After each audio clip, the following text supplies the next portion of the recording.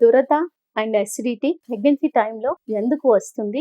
ఏం చెయ్యాలి? సో, దీని అవగాహన ఇవ్వదలుచుకున్నాను. చాలా మంది ప్రెగ్నెంట్ వుమెన్ ఒక 5, 6 నెలలు రాగానే బాగా దురద పెడుతుంది మేడం, ఏం చేయాలి? దురద వస్తోంది, ఏం చేయాలి? ఎందుకు అవుతోంది? దీనికి అలర్జీ మెడిసిన్స్ తీసుకోవాలా?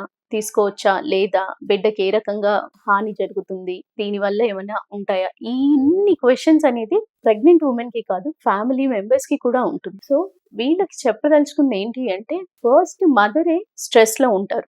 బాగా దురద వస్తుంది. దురదకు సంబంధించిన మెడిసిన్స్ తీసుకోకుండా ఉండలేకపోతున్నాము. ఈ యాంటీ కోల్డ్ మెడిసిన్స్ కానియండి, లేదా అలర్జిక్ మెడిసిన్స్ కానియండి, ఎప్పుడైతే మెడిసిన్స్ ప్రిస్క్రైబ్ చేయడం జరుగుతుందో, బాగా ఎక్కువగా దురద కంట్రోల్ లేకుండా ఉంది అన్నప్పుడు మెడిసిన్స్ ప్రిస్క్రైబ్ చేస్తూనే ఫస్ట్ క్వెషన్ ఏంటి? ఫ్యామిలీ నుంచి బిడ్డకి మంచిదేనా? బిడ్డకి క్షేమమేనా?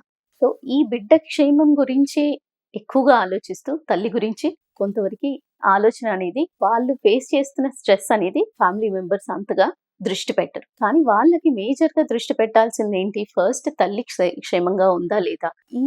ఏ రకమైన సమస్యలున్నా ఫస్ట్ తల్లి హ్యాపీగా ఉన్నప్పుడే, తల్లి స్ట్రెస్ ఫ్రీగా ఉన్నప్పుడే బిడ్డ అంటూ ఎదగడం జరుగుతుంది. తల్లి గురించి తల్లి బాధపడుతున్నా కూడా మంచిది కాదు, మందులు క్షేమం కాదు అని చెప్పి చాలా మంది మెడిసిన్స్ వద్దు అని చెప్పి తను బాధపడుతున్నా కొంచెం నిర్లక్ష్యంగా, అంటే నిర్లక్ష్యం ఇన్ ద సెన్స్ వాళ్ళేంటి కోకోనట్ ఆయిల్ రబ్ చేయడము, ఏదైనా కెమికల్ పైన ఆయింట్మెంట్స్ కానీ పెట్టడము, లేదా దురద అనేది ప్రెగ్నెన్సీ టైంలో నార్మలే ఉంటుంది, మందులు వేసుకోవడం అవసరం లేదు, ఈ రకమైన ఆలోచనతో కొంతమంది ఉంటారు. కానీ అదెప్పుడు కూడా క్షేమం కాదండి. తల్లిని ఫస్ట్ హెల్తీగా, మెంటల్లీ పీస్‌గా, సైకలాజికల్‌గా కూడా డిస్టర్బ్ అవ్వకుండా వాళ్ళకి మోరల్ కౌన్సిలింగ్ ఇస్తూ, అంటే మాటి మాటికి వాళ్ళకి ఏంటి కాన్ఫిడెన్స్ లెవెల్స్ అనేది తగ్గిపోతాయి. వాళ్ళకి కూడా లోపల ఇన్నర్ ఫీలింగ్ అనేది ఉంటుంది. బిడ్డకేమైనా అవుతుందా? మందులు తీసుకున్నా తీసుకోకపోయినా ఈ దురద వల్ల బిడ్డకేమైనా వెళ్తుందా? అని ఆల్రెడీ వాళ్ళు కొంచెం సైకలాజికల్లీ డిస్టర్బ్డ్ ఉంటారు. ఆ టైంలో మనం ఇవ్వవలసింది బిడ్డ సెకండరీగా ఉంచి,